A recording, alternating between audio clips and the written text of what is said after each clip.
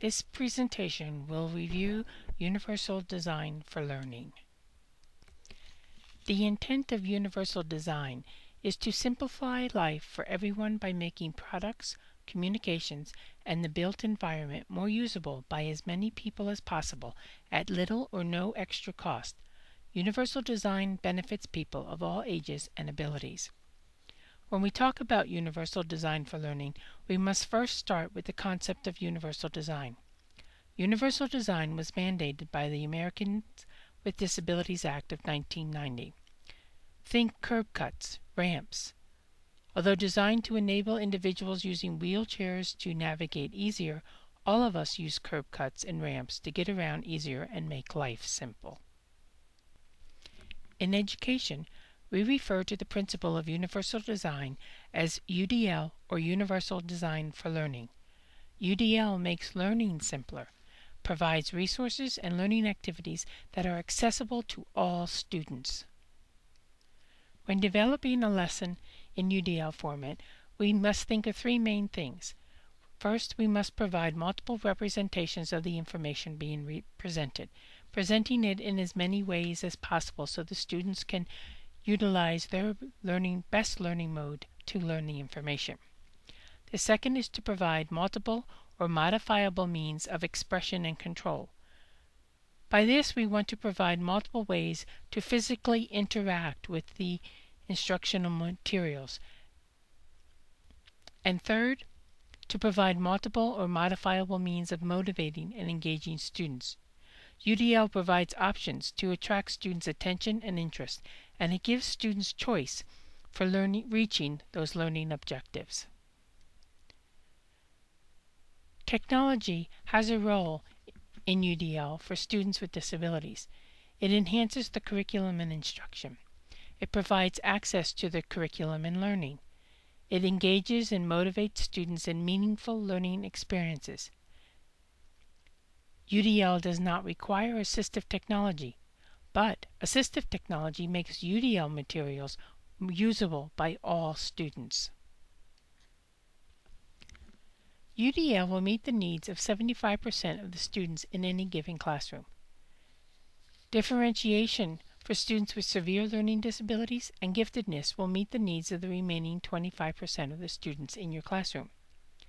UDL requires the ability to adjust the curriculum and presentation of information.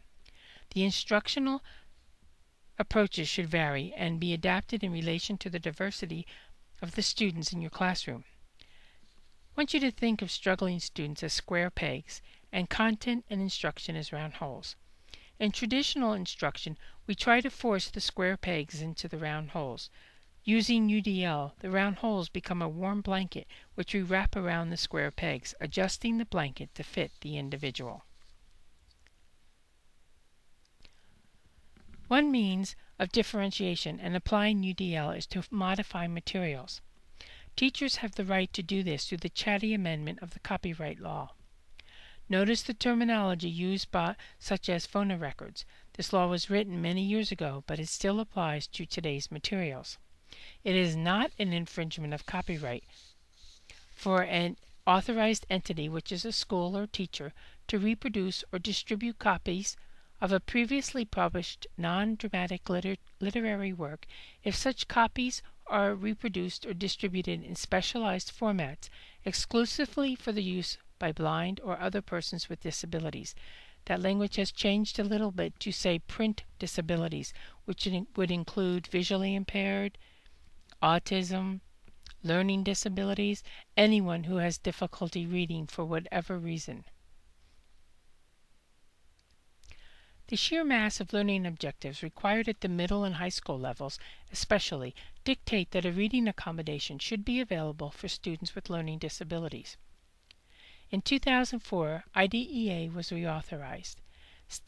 As part of that reauthorization, it stated that state and local education agencies have a legal responsibility to provide equal and effective access to education. They are required to ensure that publishers of textbooks and other instructional materials supply digital source files of their materials as part of the textbook adoption process. Unfortunately, even though textbook publishers offer the electronic versions of their materials to districts, they are often refused because administration does not see the use for them.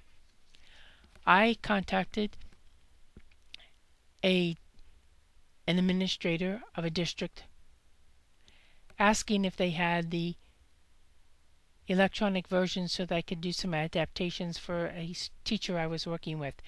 They told me that the publisher offered the materials, but they didn't know what they would do with them, so they refused to have them. You now have this information. When textbooks are being purchased, you can make sure you notify someone on the committee or be on the committee yourself and bring this information to that committee and make sure that they accept the digital source files from the publisher. The law reinforced the National Instructional Materials Accessibility Standards, which dictates that all materials follow accessibility standards guidelines. If you live in Nebraska, you can contact the Assistive Technology Center or the State Department of Education to get that information. I have listed 2 contacts here. One is at the Nebraska Division for Blind and Visually Impaired, and the other is the Assistive Technology Partnership. Both of these places will assist you in getting instructional materials. Later in the semester, we will look at some other means that you can access materials that are already modified.